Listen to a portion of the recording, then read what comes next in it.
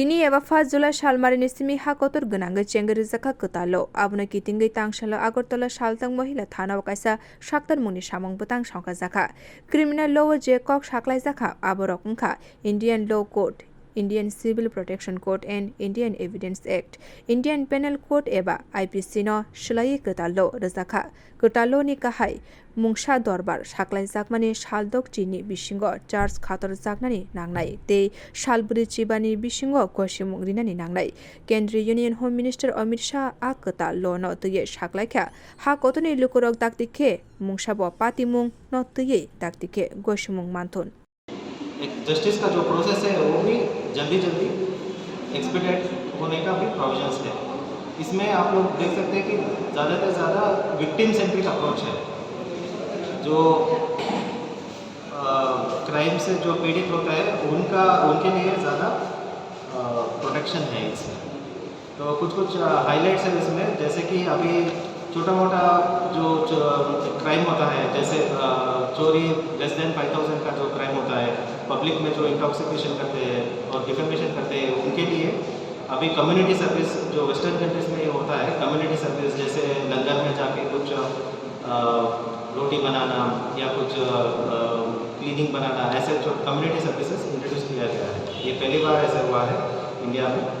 उसके बाद कुछ स्ट्रिक्ट सेक्शंस भी है, जैसे कि 12 साल का जो बच्ची है उसको अगर उससे लेस हुआ 12 साल से जो लेस एज का जो बच्ची का अगर रेप हो गया तो उसमें डेथ पेनल्टी का भी प्रोविजन है। और उसके बाद जो ऑफेंसेस जो है जो 3 इयर्स टर्म से जो कम है उसका परमिशन ऑफ एसडीपीओ का या कोई भी डीएसपी का ये चाहिए। और उसके बाद सेडिशन जो था वो अभी रिपील हो गया है। अभी नया पेनल्टी जो है वो उसमें वर्डिंग स्टेज हो गया, अभी threat to sovereignty, unity and integrity of India act किया गया है। उसके बाद स्नैचिंग के लिए जो चेन स्नैचिंग होता है उसके लिए सेपरेट सेक्शन इंट्रोड्यूस किया है 304 BNS में। उसके बाद टेररिज्म के लिए नया सेक्शन आया है, पेटी ऑर्गेनाइज्ड क्राइम के लिए नया सेक्शन आया है। आर्बरिंग, अगर कोई टेररिस्ट को आप कोई किसी ने उसके घर में रखा या कोई सपोर्ट किया उसके लिए भी पनिशमेंट आया है। और उसके लिए एसपी का परमिशन लेकर ही केस लेना है। उसके बाद मॉब लिंचिंग के लिए अभी जो भी लिंचिंग जो इंसिडेंट जो होता है कम्युनल कोई हो सकता है, जो भी होता है उसके लिए भी स्पेशल प्रोविजंस आया है। उसके अलावा हमारा जो CRPC बहुत आउटडेटेड था 1973 का, अभी लेटेस्ट BNSS उसको रिप्लेस कर रहा है। इसमें बहुत सारा टेक्नोलॉजी के ऊपर और फोरेंसिक साइंस के ऊपर फोकस किया हुआ है। इसमें एक 0 FIR पहले से था, अभी इसका एक्सक्लूसिव प्रोविजन दिया गया है 173 BNSS में। कोई भी कहीं से भी 0 FIR लॉन्च कर सकता है। और EFIR का एक नया टर्म यूज़ किया है। इसमें कोई भी जो मीडिया है उसमें मोबाइल या ईमेल, व्हाट्सएप कहीं से भी EFIR कोई एक आदमी जो है कहीं से भी लॉन्च कर सकता है।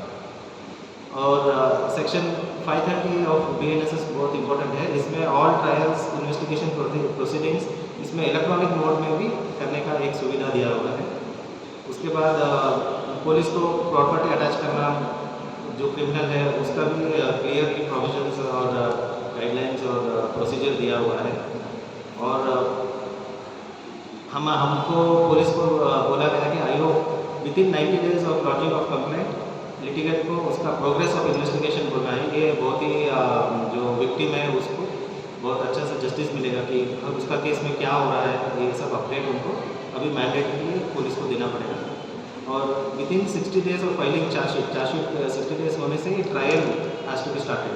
तो इसमें ट्रायल जल्दी से शुरू हो जाएगा और वो ट्रायल शुरू होने का 45 डेज़ के अंदर वर्डिक्ट प्रोनाउंस होना है। तो जस्टिस सिस्टम बहुत फास्ट हो गया है।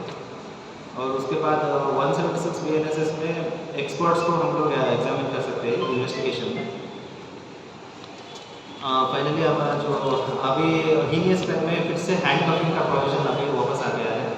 तो सेक्शन 43(3) ऑफ BNSS में क्लियरली लिखा गया है कि कैसे अक्यूज को हम लोग कौन सा केसेस में हम लोग हैंडकफिंग कर सकते हैं, उसको मतलब भागने से प्रिवेंट कस्टडी में स्ट्रिक्टली हमको कोर्ट को प्रोड्यूस करना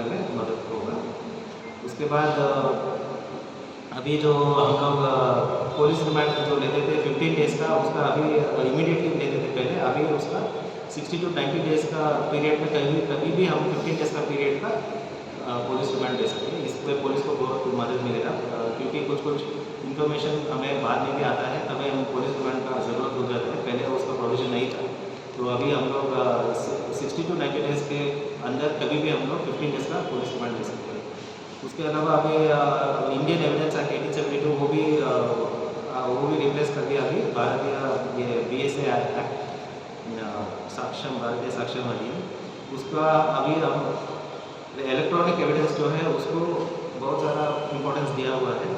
उसमें कौन एक्सपर्ट है वो सब क्लियरली डिस्क्राइब किया हुआ है, और हम लोग अभी जो भी सीन ऑफ क्राइम होगा उसको हम लोग वीडियोग्राफी करना है, और उसको कोर्ट में भी एक कॉपी देना है, और ये सब अभी मैंडेटरी हो गया है। और सेकेंडरी एविडेंस जो था वो भी एक्सपैंड हुआ है, पहले से था, अभी उसका स्कोप एक्सपैंड हुआ है। इसके लिए हम लोगों ने पिछले 4-5 महीने से बहुत ही डिटेल में ट्रेनिंग दिया है। सभी हमारा जो पुलिस है अभी वेल ट्रेंड है, IOs, OCs, SDPOs, additional SPs, सब लोग अभी इस लॉ में जो PHQ में है वो लोगों ने ये बहुत सारा ट्रेनिंग प्रोग्राम्स ऑर्गेनाइज किया था, और अभी हम लोग पूरा तैयार है ये नया लॉ इम्प्लीमेंट करने के लिए। Abni bagai aldo follow gerizakha ashala shaltang mahila thanawa songkhajak mani pando phai manja phaga shaltang hangkor police super Kiran Kumar Keni logi kuchuk thaini joto police naikonlai rokbo. Bureau report Kokkhorang.